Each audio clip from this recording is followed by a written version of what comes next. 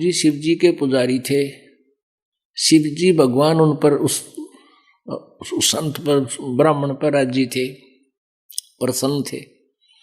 और काकभूषण ने उस ब्राह्मण से उपदेश ले लिया था। एक दिन अभिमान हो गया, उसमें खड़ा होकर आदर सत्कार नहीं किया, अपनी बेइज्जती मान गया, क्योंकि वो पहले वहां बैठा मंदिर में 20-30 भक्तों को शिव पुराण की कथा सुना हुआ था। और वो श्रोता जो थे वो उसकी मीठी मीठी वाणी से और शिव कथा सुनकर उसकी महिमा गाँव थे। अकाप जी तो गुरु जी से भी अच्छे ज्ञान देते हो। वो फूल उसमें मान बढ़ाई समागी।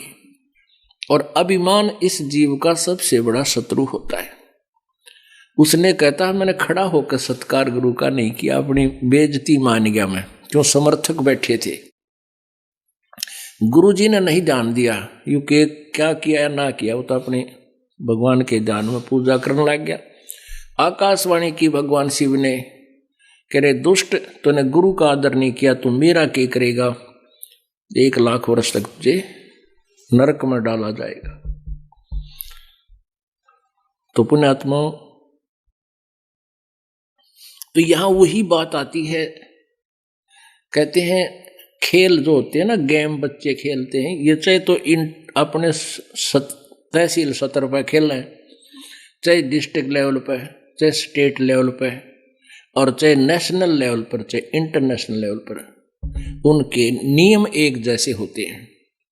तो क्या बताते हैं परमेश्वर, गुरु भक्ता मम आत्म होई, वाके हृदय रहूं समोई। जो गुरु जी को का भक्त है वो मेरी प्यारी आत्मा है और उसके साथ में सदा रहूंगा।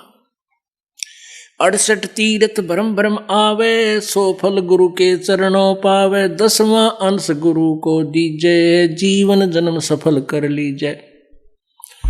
10वां यानी अपने कमाई का 10वां अंश गुरु जी को अवश्य दान कीजिए।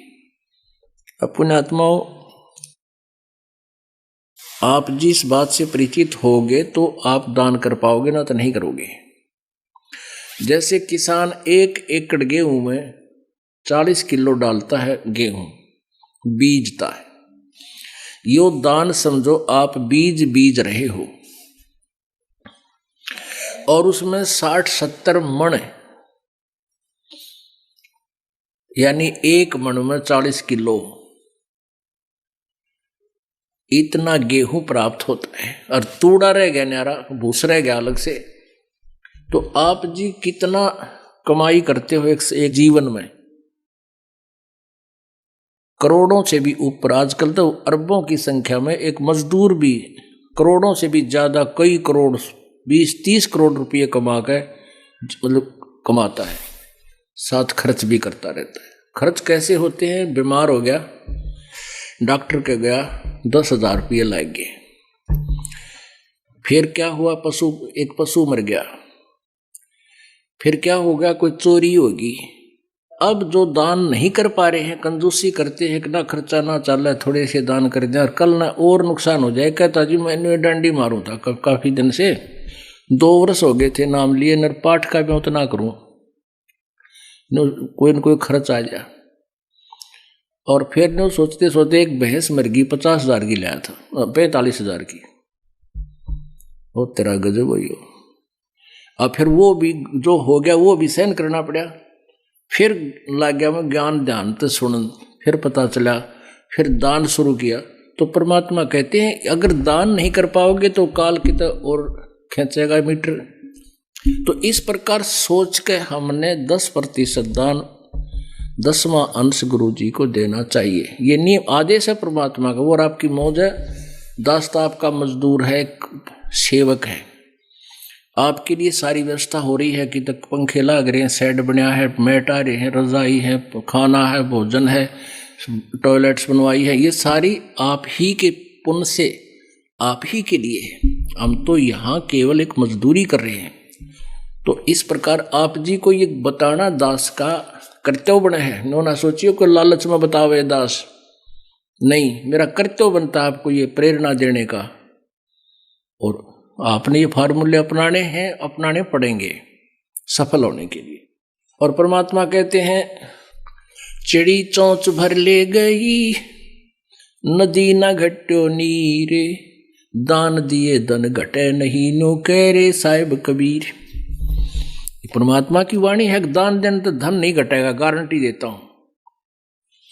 लेकिन कुपात्र को दिया हुआ दान व्यर्थ होता है, सुपात्र को दे।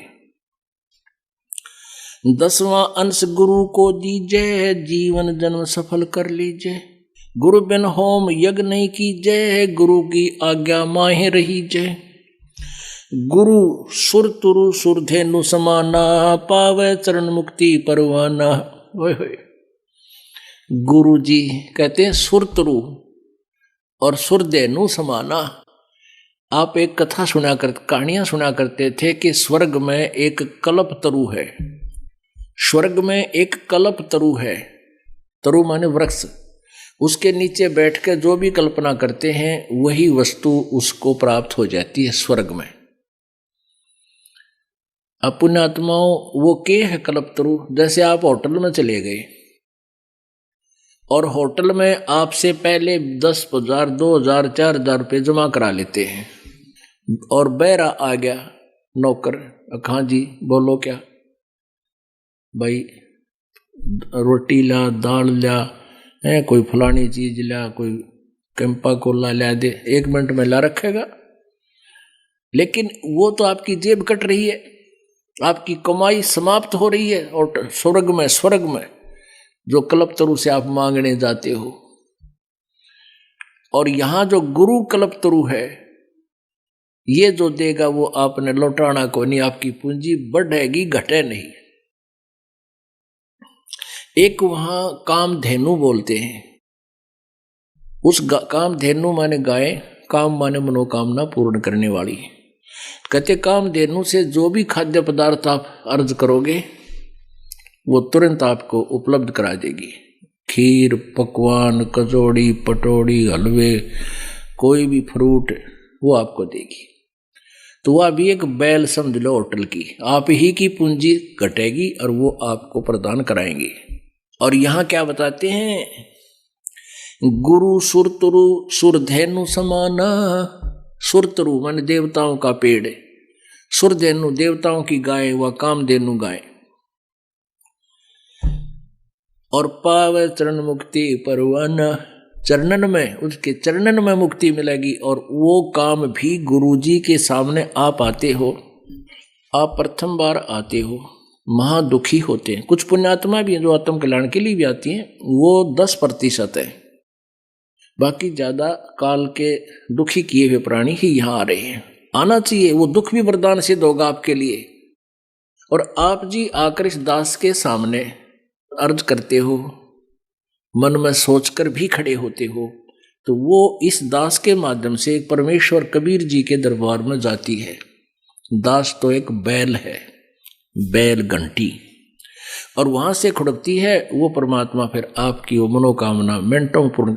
शुरुआत में आपके पुण्य नहीं होते, ना आपने कोई चोनी दान कर रखी होती, तो भी आपको राहत शुरू हो जाएगी, क्योंकि वो परमात्मा अपने कोटे से देगा, क्योंकि आपके पास तो पुण्य समाप्त हो लिए।